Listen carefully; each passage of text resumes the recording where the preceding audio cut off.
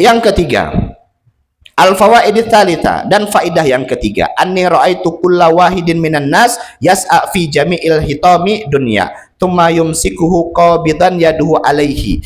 Faidah yang ketiga kata beliau, anni ra'aitu kulla wahidin, sungguh aku melihat setiap manusia, yas'a fi jami'il hitam, senantiasa berusaha untuk mengumpulkan harta dunia, tsumma yumsikuhu qabidan yadahu alaihi, mengumpulkan harta dunia, kemudian dia menyimpannya dan menguasai daripada harta yang telah dia kumpulkan. Aku lihat orang-orang zaman sekarang ini bukan zaman beliau juga, ini sampai zaman sekarang, bahkan sekarang lebih lagi. Zaman beliau itu sudah banyak orang yang cinta dunia, sudah banyak, apalagi di zaman kita sekarang ini mayoritas orang cinta akan dunia. Nah, di zaman beliau itu aku melihat orang-orang banyak yang mengumpulkan hartanya, orang yang betul-betul cinta kepada dunia, orang-orang yang betul-betul mengejar kepada dunia. Dan maka ketika dunia itu datang kepadanya, dia kumpulkan hartanya, dia kumpulkan daripada apa yang ada dalam dirinya, kemudian dia seakan-akan menguasai hartanya. Fata'ammaltu fi qaulihi ta'ala, maka aku takjub dengan orang-orang yang kayak gini, karena aku termenung, aku mengingat, aku sadar akan salah satu ayatnya Allah Subhanahu wa taala, ma indakum yakfadu wa ma indallahi baq. Apa yang ada di sisimu pasti akan sirna, dan apa yang ada di sisi Allah maka itu pasti akan kekal. Apa yang ada di sisimu? Dunia yang kau kumpulkan, harta yang kau kumpulkan. Apa yang kau kumpulkan lagi? Harta, benda, kemewahan. Harta yang kau kumpulkan, dunia yang kau kumpulkan, kemudian kau seakan-akan hidup selama-lamanya, seakan-akan kau tidak mati, seakan-akan kau tidak masuk ke dalam kubur, seakan-akan tidak ada akhirat. Kalau ditanya, kau ini orang apa? Orang Islam kah? Orang yang meyakini adanya akhirat kah? Orang yang meyakini adanya surga dan neraka kah atau tidak? Iya, saya yakin adanya surga. Iya, saya yakin adanya akhirat. Iya, saya yakin adanya hisab. Saya yakin, saya tahu bahwasanya setiap sen dari harta itu pasti dimintakan pertanggungjawab di hadapan Allah. Tapi orang-orang yang seperti ini banyak terperdaya dengan sifat rahmannya Allah, dengan sifat rahimnya Allah, dengan sifat daripada maha menerima taubatnya Allah, dengan sifat latifnya Allah, maha lemah lembutnya Allah. Orang banyak terperdaya dengan sifat-sifat tersebut, sehingga mereka melupakan daripada sifat al-muntakimnya Allah. Allah itu maha pemberi balasan.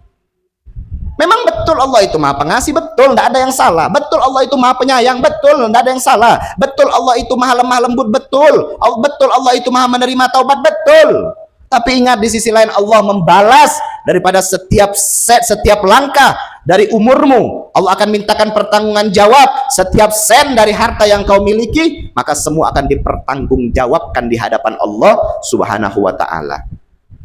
Tapi apabila itu menjadi hal, tapi bukan menjadi suatu orang yang betul-betul salah di dalam berpikir, orang yang bodoh di dalam mencerna apa yang disampaikan, sehingga dia tidak mau kerja, sehingga dia malas-malasan, sehingga dia tidur terus, sehingga dia malas beribadah, sehingga membuat dia nanda juga seperti itu. Disuruh kerja-kerja. Yang celaka itu apabila orang yang bekerja untuk dunia, tapi dia meninggalkan Allah, dia lupa dengan Allah, dia lupa untuk sholat, dia lupa untuk ibadah, dia lupa untuk berzikir. Karena kerjaan dia tidak mau hadir majelis, karena kerjaan dia tidak mau belajar agama. Mana lebih penting, belajar atau kerja?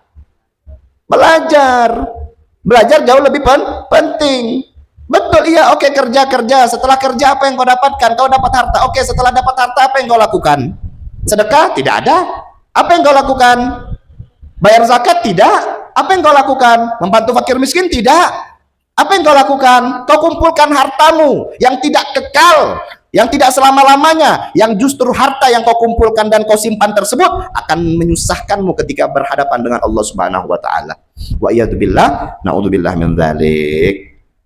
Nah, kemudian kata beliau, fabadzaltu mahsuli minad dunya liwajhillahi ta'ala.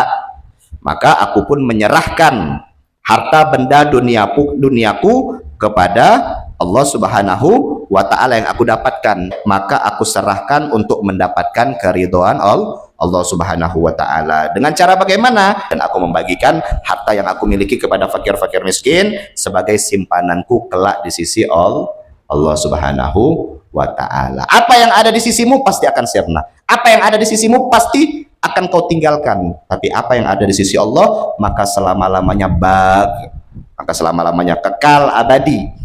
Maka itu yang akan menjadi suatu simpanan di akhirat. Orang zaman sekarang susah untuk meyakini hal tersebut. Tapi kalau mau ditanya, kau mau masuk surga kah masuk neraka? Mau masuk surga, tapi nak mau sedekah. Kau mau masuk surga kah masuk neraka? Masuk surga, tapi nak mau bayar zakat, nak mau bantu fakir miskin. Bagaimana aku membantu kau orang miskin? Aku aja miskin. Nah, kayak gitu konsepnya. Siapa bilang orang miskin tidak bisa membantu orang miskin lainnya? Siapa bilang? Bagaimana caramu dengan rasa susahmu, dengan rasa miskinmu, kau bisa membuat orang lain bahagia dengan keberadaanmu? Banyak hal. Sedekah banyak cara.